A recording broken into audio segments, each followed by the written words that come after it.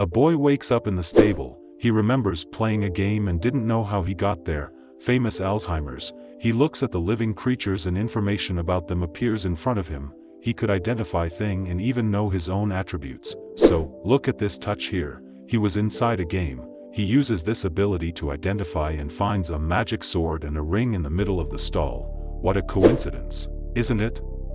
He takes this equipment and goes outside. Outside the stable, he sees bandits attacking the farmers. He decides to attack them from behind while they are crowding the farmers. Protagonist. He advances towards them, tearing off the head of a bandit very easily. He wasn't even trying hard to fight. Some bandits try to run away, but he is very fast and kills them before they can even run, showing that he is also a big fan. After defeating all of them, Meikyuu notices that his level and attributes have risen. The chief of the village thanks him for protecting them from the bandits, and I take him to his house to thank him in a better way. The chief offered the bandits items to him. However, Missile, with his ability to identify, saw that those were not the items that the bandits were using. The chief of the village says he will investigate and give him a room to move or sleep. In the room he tries to disconnect from the game but cannot.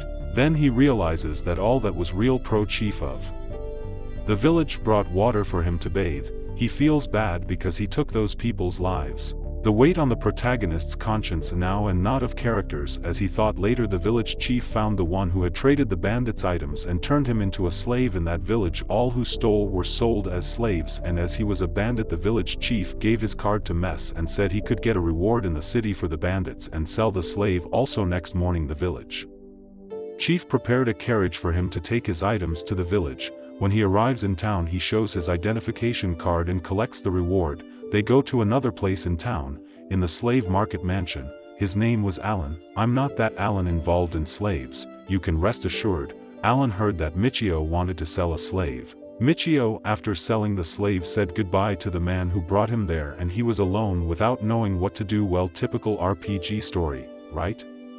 Alan shows up, wastes a little time to talk to him. He asked if he wouldn't be interested in buying some slaves. The company mainly sold that type for illicit activities. The maid goes to deliver a tea for the two, and Meikyuu is delighted with her beauty. Alan noticed that he liked the maid. He says that the girl that was there was a wolf woman and a bestial warrior, and that she would be perfect for a first slave for an adventurer like him, and talks about other advantages that he would have. He asks me what is the value to buy her, and she would be sold to him for 422,800 reals. Unfortunately, Meikyuu does not have that value yet. Alan says that he could wait 5 days for him to gather the necessary money. Meikyuu only had one certainty in mind, and that was that Roxanne the slave would be only his.